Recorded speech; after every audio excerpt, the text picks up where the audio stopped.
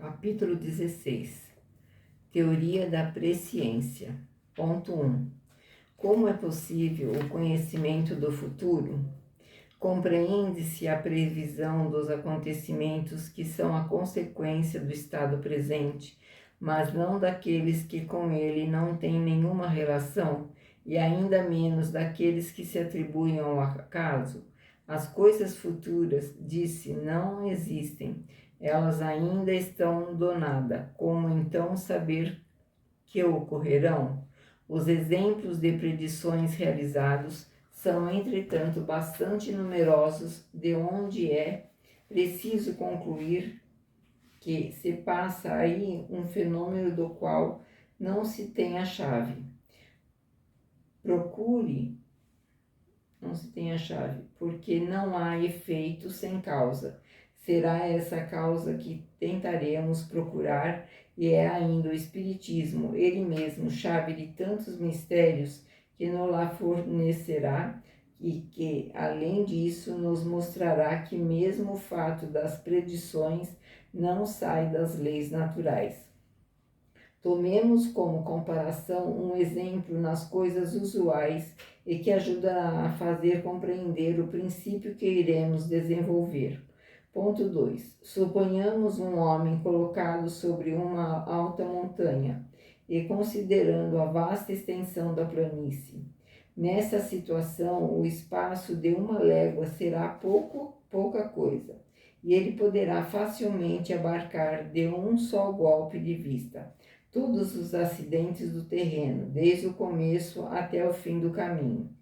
O viajante que segue esse caminho, seja a primeira vez, sabe que, caminhando, chegará ao fim. Aí está uma simples previsão da consequência de uma caminhada, mas os acidentes do terreno, as subidas e as descidas, os rios a transpor, as matas a atravessar, os precipícios onde se pode cair, os ladrões postados para roubá-lo, as casas hospitaleiras onde poderá repousar, tudo isto é independente de sua pessoa.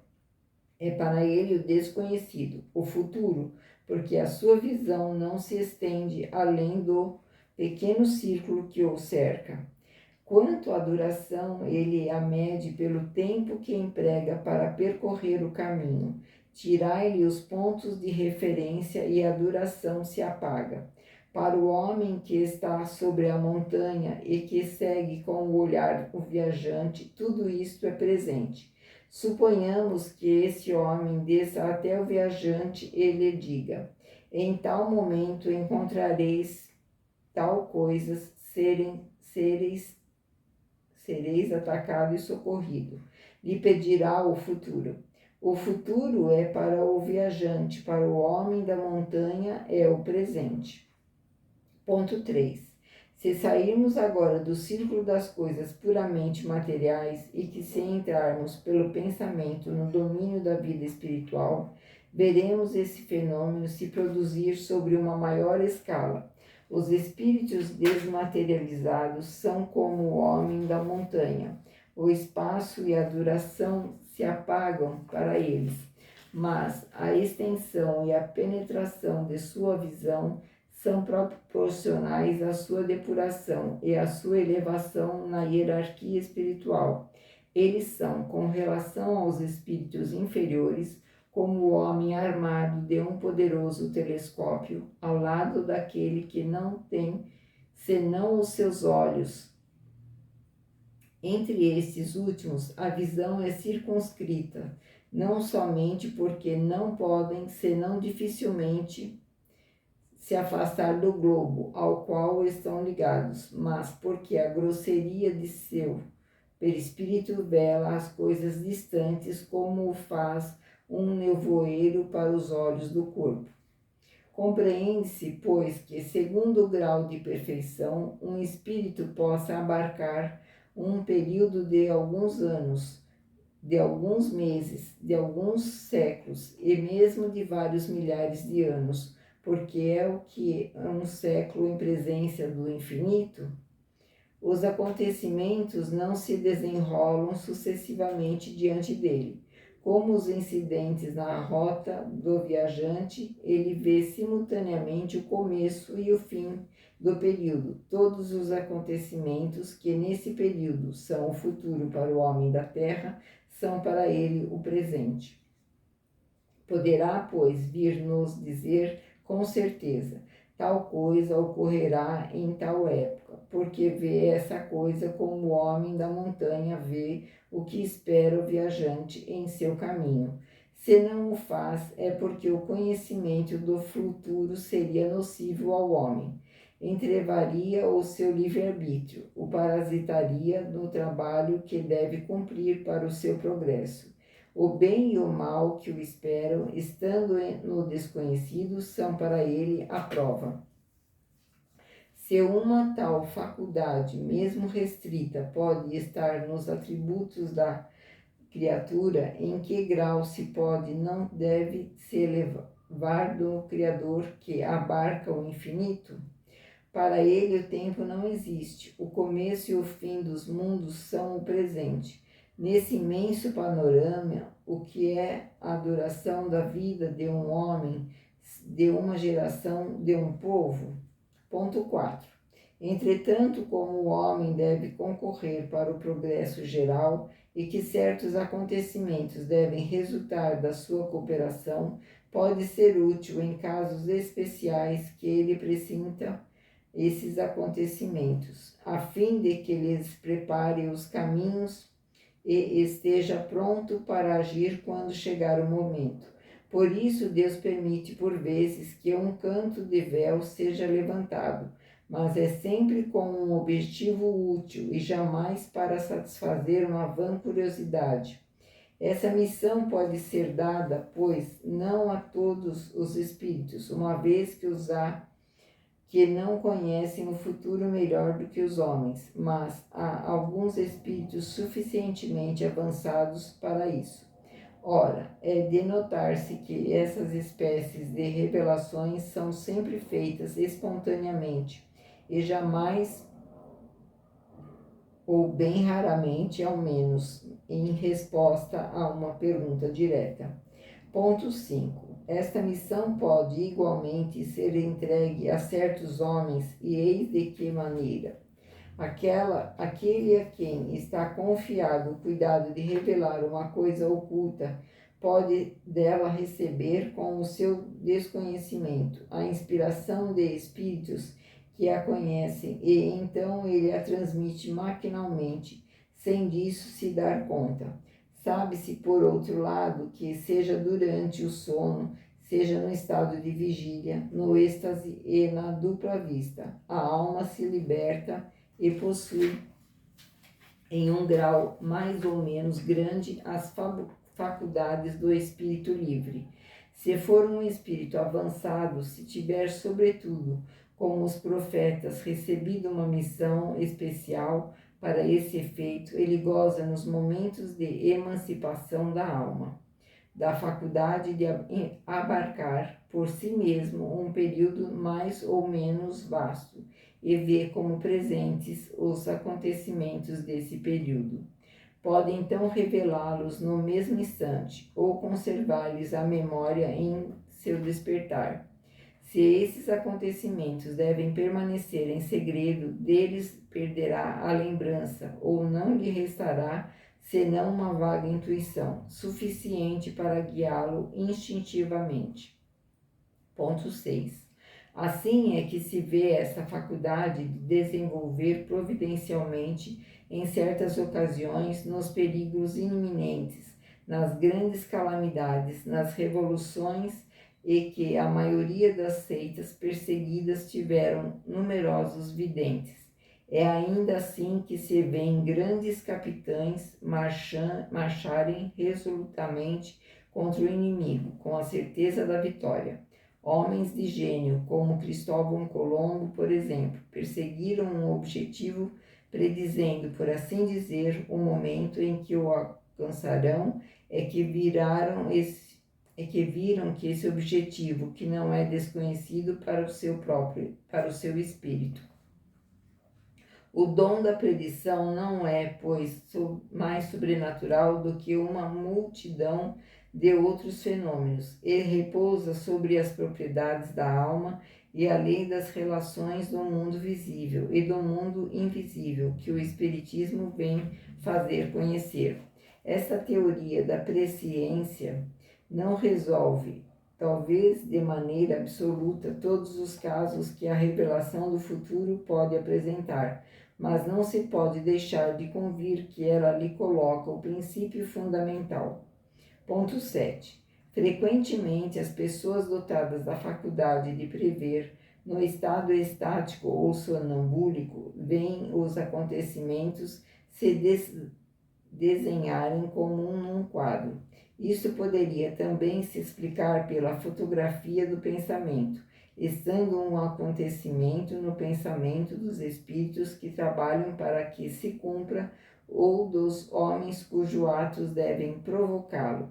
Esse pensamento atravessando o espaço como os sons atravessam o ar, pode fazer imagem para o vidente, mas como a realização pode ser apressada ou retardada por um concurso de circunstâncias, ele vê a coisa sem poder precisar-lhe o momento.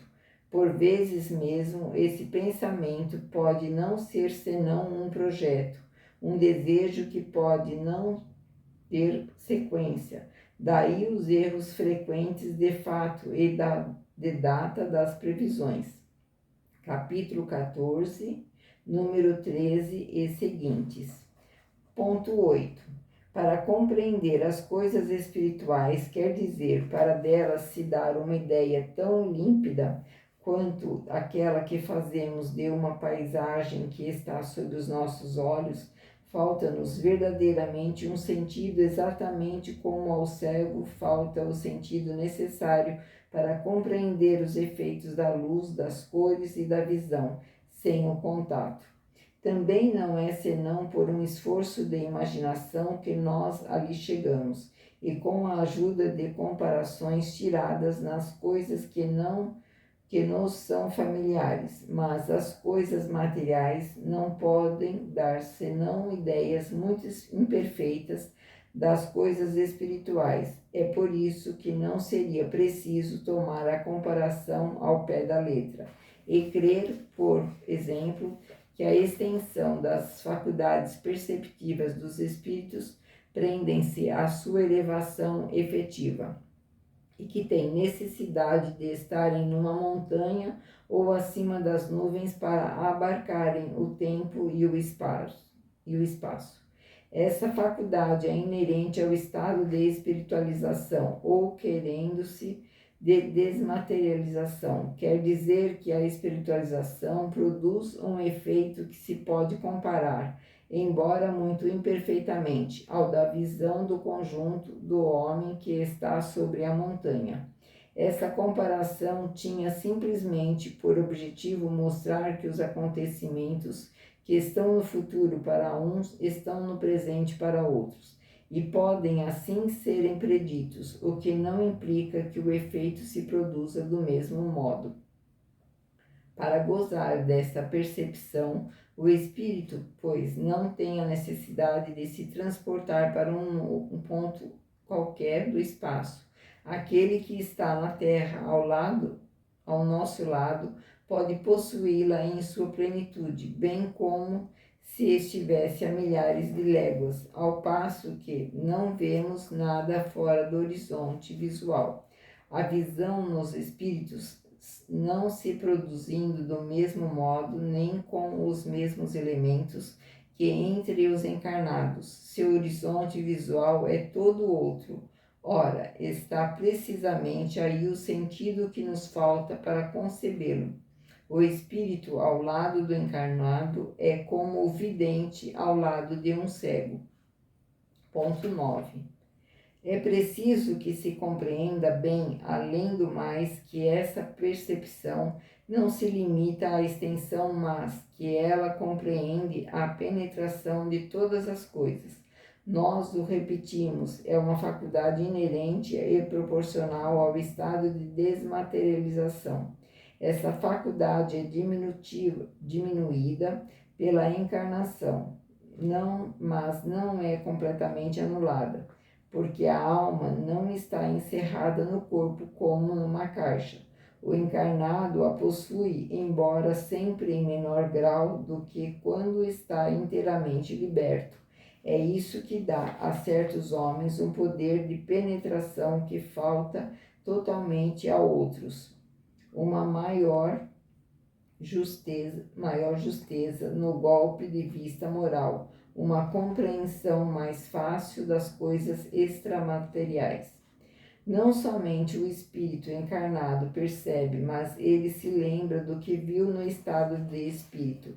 E essa lembrança é como um quadro que se desenha em seu pensamento. Na encarnação, ele vê, mas vagamente e como através de um véu, no estado de liberdade, vê e concebe claramente o princípio da visão não está fora dele, mas nele. Por isso, não tem necessidade da nossa luz exterior. Pelo desenvolvimento moral, o círculo das ideias e da concepção se alarga, pela desmaterialização gradual do perispírito. Este se purifica dos elementos grosseiros que alteram a delicadeza das percepções, de onde é fácil compreender que a extensão de todas as faculdades segue o progresso dos espíritos. Ponto 10.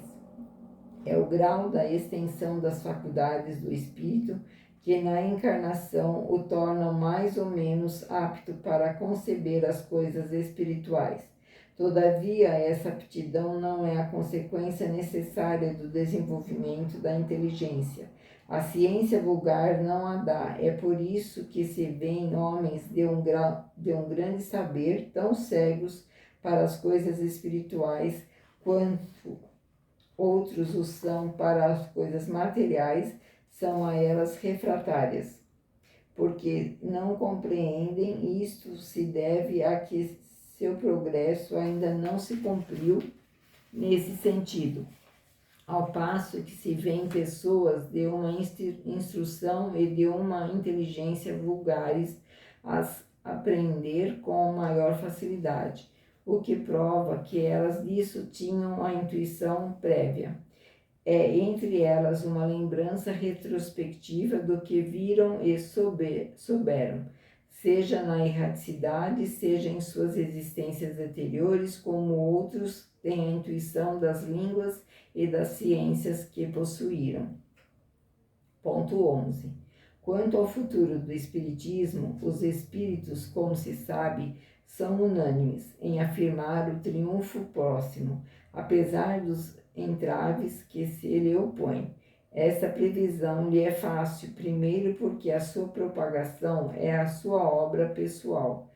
Concorrendo para o movimento ou dirigindo, eles sabem, por consequência, o que devem fazer. Em segundo lugar, basta-lhes abarcar um período de curta duração, e nesse período vêm em seu caminho os poderosos auxiliares que Deus lhes suscita e que não tardarão a se manifestar. Sem serem espíritos desencarnados, que os espíritas se transportem somente para 30 anos à frente, no meio da geração que se ergue, que dali considerem o que se passa hoje, que lhe sigam a marcha progressiva e verão se consumir em vãos esforços aqueles que se creem chamados a derrubá-lo. Vê-los-ão pouco a pouco desaparecer da cena ao lado da árvore que se engrandece e cujas raízes se estendam cada dia mais. Ponto 12. Os acontecimentos vulgares da vida privada são, ou mais frequentemente, a consequência da maneira de agir de cada um.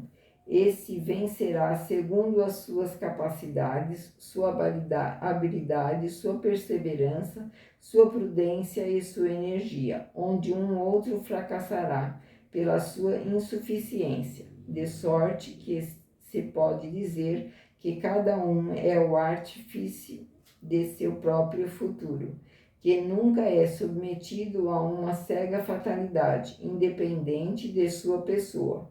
Conhecendo-se o caráter de um indivíduo, pode-se facilmente predizer-lhe a sorte que o espera no caminho em que se empenha. Ponto 13. Os acontecimentos que tocam os interesses gerais da humanidade são regulados pela providência. Quando uma coisa está nos desígnios de Deus, ela se cumpre, seja por um meio, seja por outro. Os homens concorrem para a sua execução, mas nenhum é indispensável. De outro modo, o próprio Deus estaria à mercê de suas criaturas. Se aquele a quem incumbe a missão de executá-la falha, um outro dela é encarregado. Não há missão fatal. O homem está sempre livre para cumprir aquela que lhe é confiada e que aceitou voluntariamente. Se não o fez, perde-lhe o benefício e assume a responsabilidade pelos atrasos que podem ser o fato de sua negligência ou de sua má vontade, se torna um obstáculo para o seu cumprimento. Deus pode quebrá-lo com um sopro. Ponto 14. O resultado final de um acontecimento pode, pois, ser certo, porque está nos objetivos de Deus, mas como mais frequentemente os detalhes e o modo de execução estão subordinados às circunstâncias e ao livre-arbítrio dos homens, os caminhos e meios podem ser eventuais.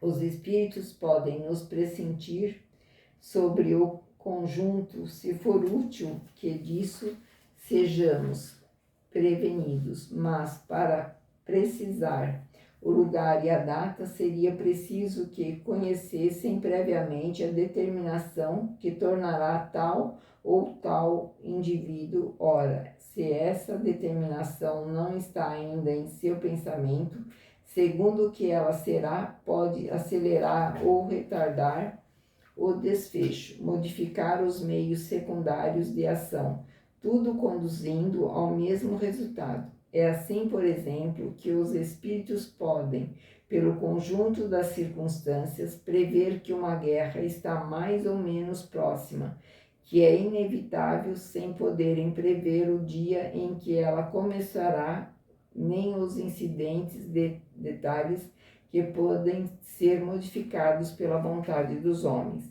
Ponto 15.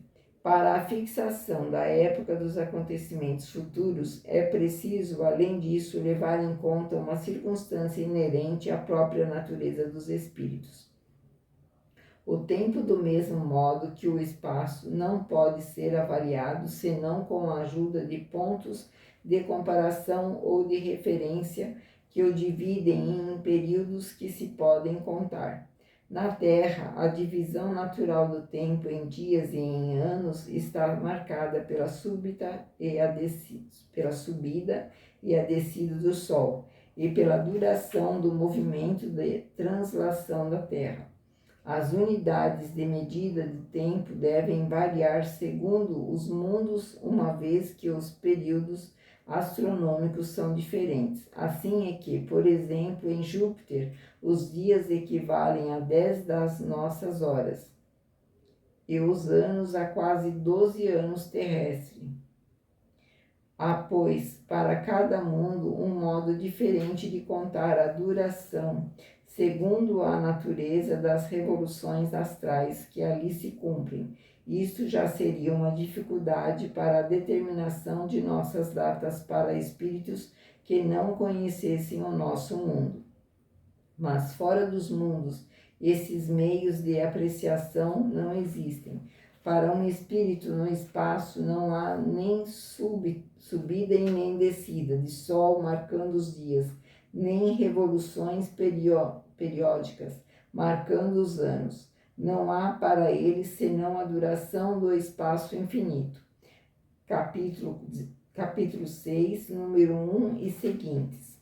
Aquele, pois, que nunca tivesse vindo à Terra, não teria nenhum conhecimento dos nossos cálculos, que de resto lhe seriam completamente inúteis. A mais, aquele que nunca se tivesse encarnado em um mundo algum, não teria nenhuma noção das frações da duração. Quando um espírito estranho à Terra vem nela se manifestar, ele não pode assinalar data aos acontecimentos, senão se identificando com os nossos usos, o que sem dúvida está em seu poder, mas o que, mais frequentemente, não julga útil fazer. Ponto 16. Os espíritos que compõem a população invisível do nosso globo, onde já viveram e continuam a viver em nosso meio, estão naturalmente identificados com os nossos hábitos, dos quais levam a lembrança na erraticidade. Eles poderiam, consequentemente, com mais facilidade, assinalar uma data aos acontecimentos futuros quando a conhecem. Mas, além de que isso não lhes é sempre permitido, disso estão impedidos por esta razão de que todas as vezes que as circunstâncias dos detalhes estão subordinadas ao livre-arbítrio e à decisão eventual do homem, a data precisa não existe realmente senão quando o acontecimento se cumpre. Eis porque as predições circunstanciadas não podem oferecer certeza e não devem ser aceitas senão como probabilidades, ainda mesmo que não levassem com elas uma marca de legítima suspeição. Também os espíritos verdadeiramente sábios nada predizem para épocas fixas, limitam-se a nos pressentir sobre o resultado das coisas que nos é útil conhecer. Insistir para ter detalhes precisos é se expor a mistificações de espíritos levianos, que predizem tudo o que se quer, sem se importarem com a verdade, e se divertindo com os pavores e com as decepções que causam. Ponto 17. A forma geralmente muito empregada até aqui para as predições faz delas verdadeiros enigmas, frequentemente indecifráveis. Essa forma misteriosa e cabalística, na qual Nostradamus oferece o tipo mais completo, lhes dá um certo prestígio aos olhos do vulgo, que lhes atribui tanto mais valor quanto sejam mais incompreensíveis. Pela sua ambiguidade, elas se prestam a interpretações muito diferentes, de tal sorte que, segundo o sentido atribuído a certas palavras alegóricas ou de convenção, segundo a maneira de computar o cálculo bizarramente complicado das datas, e com um pouco de boa vontade, ali se encontra quase tudo o que se quer. Qualquer que ela seja, não se pode deixar de convir que algumas têm um caráter sério e confundem pela sua veracidade. É provável que essa forma velada teve, num tempo, a sua razão de ser e mesmo a sua necessidade. Hoje as circunstâncias não são mais as mesmas. O positivismo do século se acomodaria pouco com a linguagem sibilina. Também as predições de nossos dias não afetam mais essas formas estranhas. Aquelas que os espíritos fazem nada têm de místicos. Elas falam a linguagem de todo o mundo, como se o fizessem quando vivos, porque não deixaram de pertencer à humanidade. Nos pressentem sobre as coisas futuras, pessoais ou gerais, quando isso pode ser útil na medida da perspicácia da qual são dotados, como o fariam conselheiros ou amigos.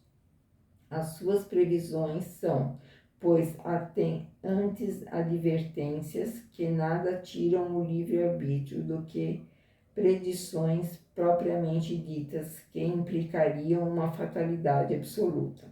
A sua opinião, além disso, é quase sempre motivada porque não querem que o homem iniba a sua razão sob uma fé cega, o que permite apreciar-lhe a justeza. Ponto 18. A humanidade contemporânea tem também os seus profetas, mais do que um escritor, poeta, literato, historiador ou filósofo pressentiu em seus escritos a marcha futura das coisas que se vêm realizar hoje. Esta aptidão pretende-se frequentemente, sem dúvida, a retidão do julgamento que deduziu as consequências lógicas do presente, mas frequentemente também ela é o resultado de uma clarividência especial, inconsciente ou de uma inspiração estranha. O que esses homens fizeram quando vivos podem com mais forte razão fazê-lo e com mais exatidão, no estado de espírito, quando a visão espiritual não está mais obscurecida pela matéria.